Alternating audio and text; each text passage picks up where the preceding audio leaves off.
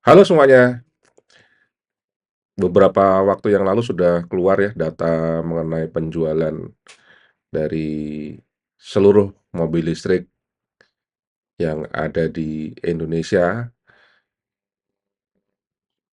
di mana kita bisa lihat ya data-data yang ada dari Gaikindo yang saya ambil bahwa di sini saya akan banyak membahas mengenai mobil listrik dari Wuling dan Hyundai di mana ini memang CKD dan karena CKD inilah harganya juga reasonable daripada mobil-mobil yang lainnya yang seperti punyanya Mercy gitu misalkan, hanya muncul di EQS yang harganya hingga mencapai 3,5 miliar yang beberapa waktu lalu pernah pameran di Senayan City.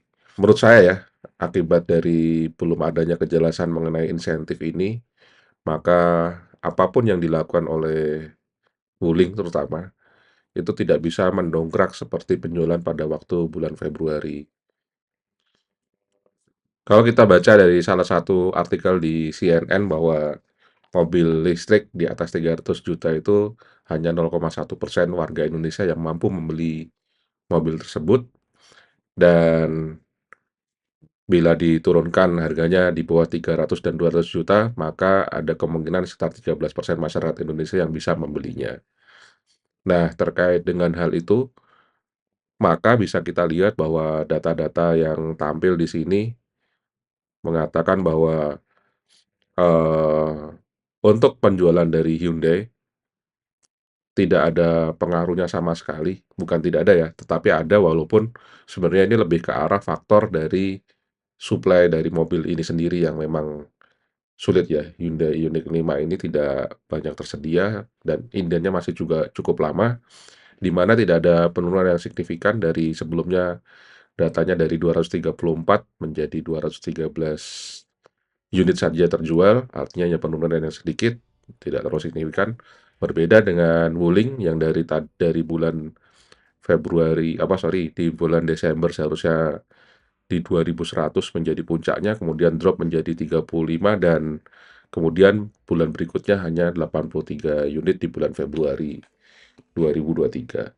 Nah, yang menarik adalah ternyata tipe SR atau short range dari Wuling REV ini tidak diminati ya untuk penggunanya ya. Mungkin banyak faktor, terutama jaraknya yang hanya 200, kemudian ada beberapa fitur-fitur yang lain seperti head unitnya yang mungkin lebih canggih, walaupun katanya LR ini lebih banyak masalahnya, tetapi memang dari data penjualannya, mobil dari LR ini atau long range yang tipe 300 kilometer bisa, mencapai dari 75% dari penjualan yang seluruh ke mobil listrik yang Wuling punya. Jadi mungkin SR tidak diminati ya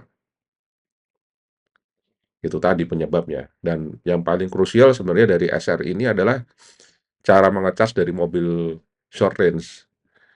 Kenapa saya, menggarisbawahi hal itu, ya terutama mengenai untuk mengisi daya dari 20 ke 100% itu membutuhkan waktu hingga 10 jam. Nah, kalau yang tipe dari LR ini dari 20 ke 100% nih, nggak sampai 4 jam. Dan itu bisa dilakukan di SPKLU. Nah, fitur ini tidak ada di si tipe SR, makanya tidak terlalu diminati. Nah, untuk, tipe Hyundai yang diminati tentu masih di short range ya, signature extended ya, yang tipe tertinggi, di mana penjualannya juga cukup signifikan walaupun sebenarnya signature reguler untuk saat ini masih yang paling banyak. Tetapi, eee, ini juga agak rancu ya, terkait dengan data yang ada, apakah memang peminatnya seperti itu atau memang ketersediaannya yang belum banyak. Nah, ini yang harus, eee, di belum bisa kita katakan bahwa tipe yang tertinggi ini menjadi yang paling laku. Nah, terkait dengan insentif tadi, kita bisa lihat ya bahwa, mengenai berita tadi kaitannya dengan insentif, bisa kita lihat bahwa untuk di atas 300 juta atau saya bilang di 800 juta itu tidak terlalu memikirkan insentif ya, bisa kita lihat dari data penjualan bahwa tidak ada terlalu pengaruhnya sama sekali terhadap adanya insentif ini. Berbeda dengan kelas, di bawah 300 juta di mana ini diisi oleh Wuling REV yang sangat-sangat terpengaruh terhadap adanya insentif yang digembar-gemborkan mencapai Rp80 juta. Tetapi insentif terakhir hanya 11% PPN menjadi 1%, yang di mana kalau kita hitung hanya Rp19 juta. Jadi agak berbeda dari pernyataan awal yang hingga mencapai 80 juta. Dan ini pun juga mengenai nilai tersebut dari pengurangan PPN dari 11% menjadi 1%, itu juga belum ada kejelasan sampai sekarang. Walaupun dikatakan pada tanggal 20 Maret 2023 ini akan berlaku terhadap insentif dari kendaraan listrik ini.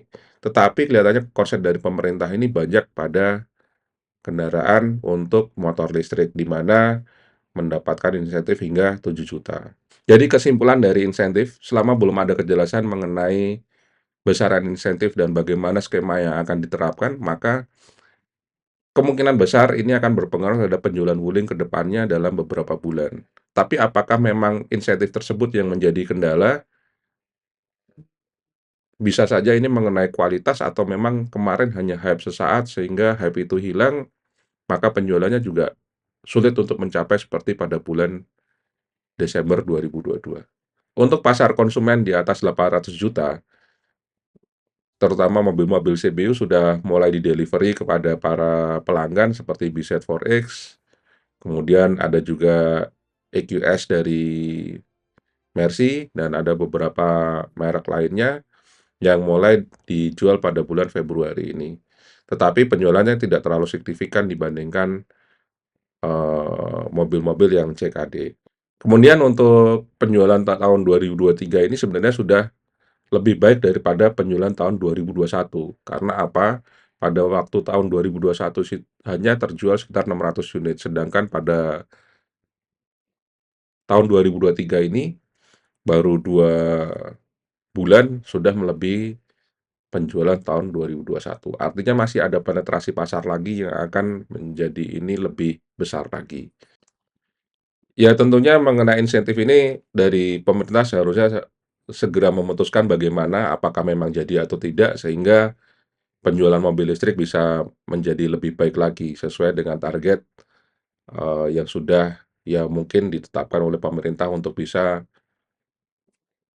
meningkatkan penetrasi pasar dari mobil listrik sendiri. Terima kasih sudah menonton dan bye-bye.